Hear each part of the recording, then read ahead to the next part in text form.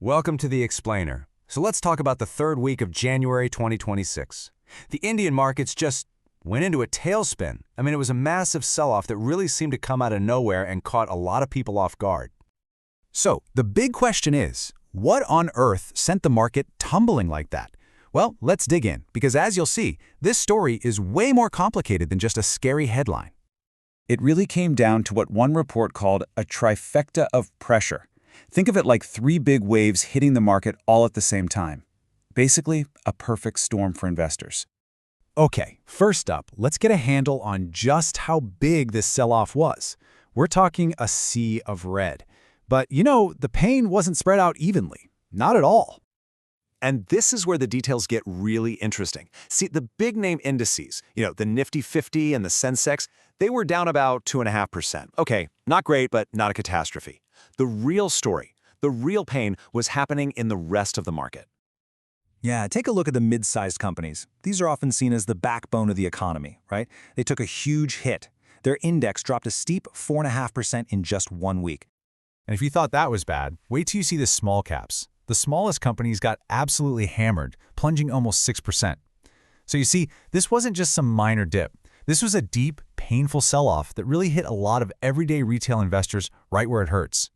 So that brings us back to the big why. What caused all this chaos? All right, let's unpack that trifecta of pressure and see exactly what forces were at play here.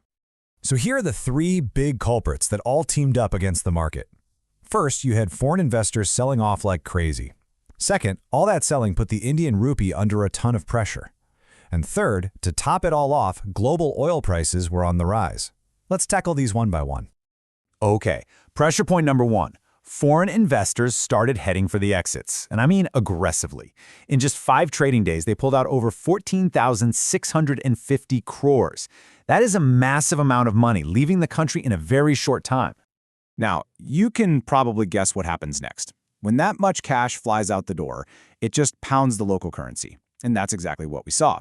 The rupee hit an all-time low against the US dollar.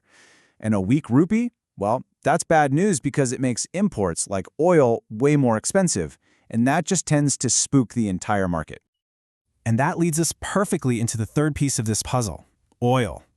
At the very same time all this was happening, global oil prices jumped over 3%, pushing Brent crude past $66 a barrel. Now, for a country like India that imports a ton of oil, that's a huge problem. It's a direct threat to inflation and the government's budget. But, and this is where the story gets really, really interesting, while all those foreign investors were selling, there was another group, a powerful counterforce that stepped in and stopped things from getting even worse. Without them, this could have been a total crash. And wow, this chart just says it all, doesn't it? Look at that divide. On one side, you have foreign money fleeing for the hills, but on the other, you have our own domestic players.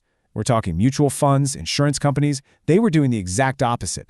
They stepped up and bought over 20,000 crores worth of stock. They were the shock absorber. And honestly, this is a huge deal. It shows a real strength and maturity in the market, that it can be powered from right here at home. Okay, so when you see all this red on the screen, all this market chaos, the natural assumption is that the whole economy must be in trouble, right? Well, maybe not. It turns out the actual economic numbers were telling a completely different story. And this is that classic disconnect we sometimes see. It's like a tale of two tapes. On one side, you've got the market freaking out, with falling indices and a record low rupee. But on the other side, the actual economy was looking pretty solid. Core industry was growing and inflation was staying low. So the key takeaway here is that the economic fundamentals looked pretty strong, all things considered. Core industry growth was at a healthy 3.7%. Consumer inflation was way down at 1.33%, well inside the RBI's comfort zone. And to add another positive twist, the US Fed had just cut its rates, which usually makes it easier for money to flow around the globe. So, all of this brings us to the million-dollar question. What happens next? Where does the market go from here? It really feels like the battle lines have been drawn, It's global fears versus local strength. Well, according to the report we're looking at, all eyes are turning to what's next. And the big one is the union budget in early February. That's going to be the next major trigger. Everyone's waiting to see what cues the government gives about its spending and its overall economic plan for the year. And that really leaves us with the ultimate cliffhanger. You've got this incredible tug of war happening. On one side, you have the awesome buying power of domestic investors. On the other, you have shaky foreign confidence and all these global pressures.